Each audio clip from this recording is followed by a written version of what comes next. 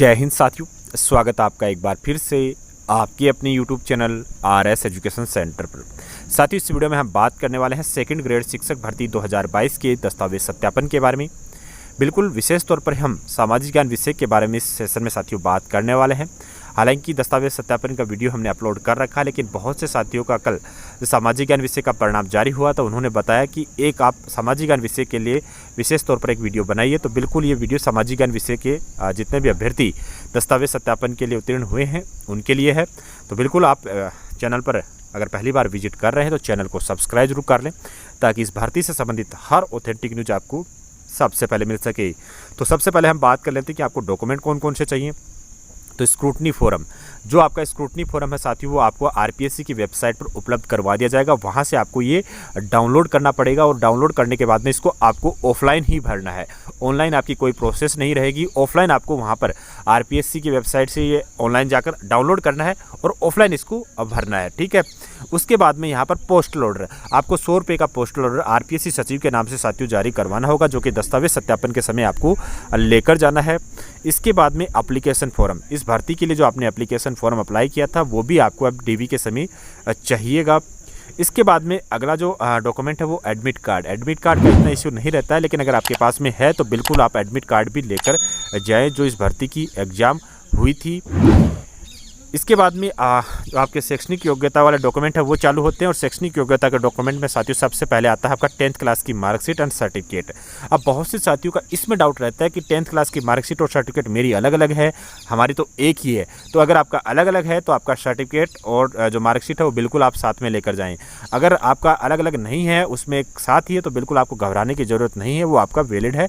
क्योंकि 2006 से 7 के बाद में ये सर्टिफिकेट और जो मार्कशीट है वो अलग अलग आने लग गई थी, लेकिन पहले ये एक साथ में आती थी। तो इसको लेकर बिल्कुल भी डाउट में आने की ज़रूरत नहीं है। इसके बाद में 12th क्लास की मार्कशीट एंड सर्टिफिकेट, तो सेम कंडीशन यहाँ पर है, 10th वाली कंडीशन है वो यहाँ पर भी है 12th क्लास में। तो बिल्कुल इसको भी आप कंसिडर करें। 12th क्लास और इसका जो सर्टिफिकेट है, मार्कशीट और सर्टिफिकेट है, वो बिल्कुल लेकर जाएं। इसके बाद में साथियों आपकी ग्रेजुएशन की ऑल ईयर की मार्कशीट और डिग्री, आपने जो भी ग्रेजुएशन कंप्लीट किया है उसकी तीनों ईयर की मार्कशीट आपके साथ में होनी चाहिए। और इसके साथ में डिग्री का खास करके ध्यान में रखें। अब डिग्री का ये दिक्कत आता है कि प्रोविजनल आपके पास में रहती है, कई बार ओरिजिनल डिग्री नहीं रहती। तो अगर आपके पास में प्रोविजनल वाली है तो वो भी वैलिड है, बिल्कुल इसको लेकर चिंतित ना हो। प्रोविजनल वैलिड है। अगर आपके पास में ओरिजिनल है तो बिल्कुल वो दी बेटर है, लेकिन अगर ओरिजिनल नहीं है तो कम से कम प्रोविजनल तो आपके पास में होनी चाहिए। अन्यथा साथियों आप प्रोविजनल सूची में डाल दिए जाओगे। तो अगर आपके पास में अभी भी डिग्री नहीं है तो बिल्कुल अपनी डिग्री अपनी यूनिवर्सिटी से निकलवा ले। इसके बाद में बीएड की ऑल ईयर की मार्कशीट और डिग्री, बिल्कुल आपकी बीएड की चाहे फर्स्ट ईयर हो चाहे सेकेंड ईयर हो, उसकी मार्कशीट और डिग्री ये आपके पास में होनी चाहिए। अगला जो डॉक्यूमेंट है वो अपना मूल निवास प्रमाण पत्र। मूल निवास प्रमाण पत्र है वो साथियों आपके पास में होना चाहिए, चाहे आप राजस्थान के कैंडिडेट हो चाहे राजस्थान के बाहर के कैंडिडेट हो, मूल निवास प्रमाण पत्र आपका लिया जाएगा, इसमें कोई डाउट नहीं है। इसकी वैलिडिटी को लेकर कोई सवाल आपसे किया नहीं जाएगा। इसके बाद में कास्ट सर्टिफिकेट, राजस्थान के जो भी ओबीसी, एससी, एसटी या फिर एमबीसी कैटेगरी कैंडिडेट है, बिल्कुल यहाँ पर साथियों आपसे कास्ट सर्टिफिकेट लिया जाएगा। कास्ट सर्टिफिकेट अगर आपका आवेदन से अंतिम तिथि से पहले का है और 1 साल के अंडर का है तो कोई शपथ पत्र नहीं देना है, लेकिन आवेदन की अंतिम तिथि के बाद का है तो बिल्कुल आपको एक शपथ पत्र देना पड़ेगा। और ये शपथ पत्र का फॉर्मेट मैं अपने Telegram channel RS education centre पर आपको उपलब्ध करवाने वाला हूं। वहां से इसको आप डाउनलोड करके अपने नज़दीकी कोर्ट में 50 रुपये के स्टाम्प पेपर पर साथियों इसकी नोटरी करके अब बनवा लें। इसके बाद में इनकम सर्टिफिकेट, जिन भी साथियों ने अपनी आय 2.5 लाख से कम शो की है वो अपनी इनकम सर्टिफिकेट जो साथियों है वो आपका बिल्कुल रेडी रखे, लिया जाएगा आपसे। अगर आपने गलती से इनकम 2.5 लाख से कम भर दी है तो इसका शपथ पत्र आपको देना पड़ेगा। और साथ में आपको 100 रुपये का पोस्टल ऑर्डर भी साथियों राजस्थान जो लोक सेवा आयोग है उसके सचिव के नाम से देना होगा।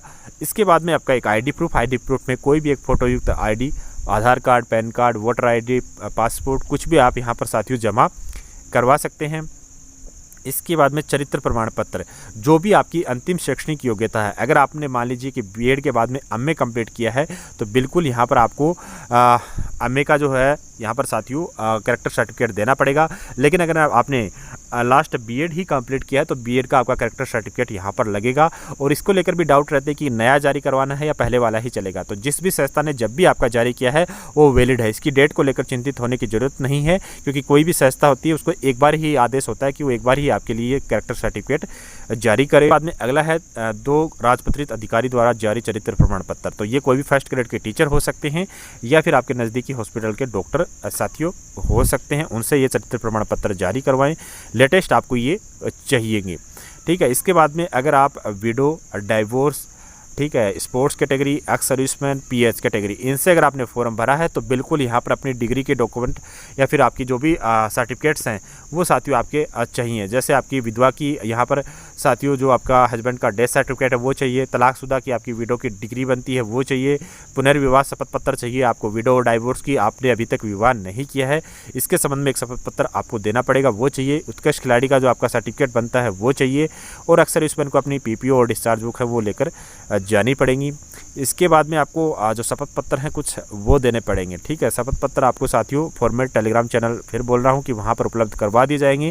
शपथ पत्र में आपको संतान का देना पड़ेगा कि संतान का एक अलग से फॉर्मेट है कि अभी तक आपकी कितनी संतान है, तो उसका संतान संबंधी घोषणा शपथ पत्र इसको बोलते हैं वो बनवा लीजिएगा। दहेज का शपथ पत्र देना पड़ेगा, चाहे आप अविवाहित हो चाहे विवाहित हो दोनों को देना पड़ेगा। संतान वाला ओनली विवाहित को देना है और अविवाहित का जो शपथ पत्र है वो ओनली अविवाहित को देना है। इसके बाद में अगर आप मैरिड कैंडिडेट हो तो उसका विवाह प्रमाण पत्र भी आपको देना पड़ेगा। अब ये मत सोचिएगा कि मेरी शादी तो यहाँ पर फॉर्म भरने के बाद में हुई है या, ठीक है, तो बिल्कुल जब भी आपकी शादी हुई है मैरिज सर्टिफिकेट बन चुका है तो बिल्कुल मैरिज सर्टिफिकेट आपको जमा करवाना चाहिए। और इसके साथ में साथियों आपको अगर आपका मैरिज सर्टिफिकेट रेडी नहीं हुआ है तो एक शपथ पत्र आपको यहाँ पर डिपार्टमेंट में जमा करवाना चाहिए ताकि आपको दिक्कत भविष्य में ना आए।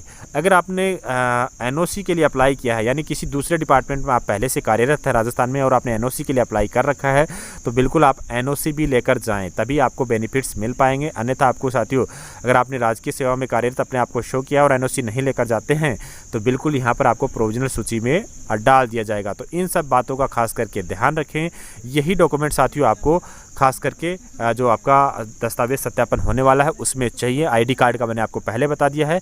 तो ये तमाम डॉक्यूमेंट अगर आप तैयार कर लेते हैं तो बिल्कुल आपका दस्तावेज सत्यापन बिल्कुल भी आपको साथियों उसमें टेंशन करने की ज़रूरत नहीं है। फिर भी कोई डॉक्यूमेंट को लेकर आपके मन में डाउट है, आप सामाजिक ज्ञान के विषय के कैंडिडेट हैं, बिल्कुल अगर आपके मन में कोई डाउट है तो टेलीग्राम चैनल ज्वाइन करें, वहाँ से मेरे मोबाइल नंबर आपको मिलेंगे और वहाँ से आप कॉन्टैक्ट करके अपने जो भी डाउट्स हैं उनको क्लियर कर सकते हैं। इस वीडियो में बस इतना ही। वीडियो में दी गई जानकारी अगर आपके लिए इंपॉर्टेंट रही हो तो वीडियो को लाइक एंड शेयर जरूर कीजिएगा, चैनल को सब्सक्राइब कर लीजिएगा। मिलते हैं अगले वीडियो में, तब तक के लिए धन्यवाद। जय हिंद।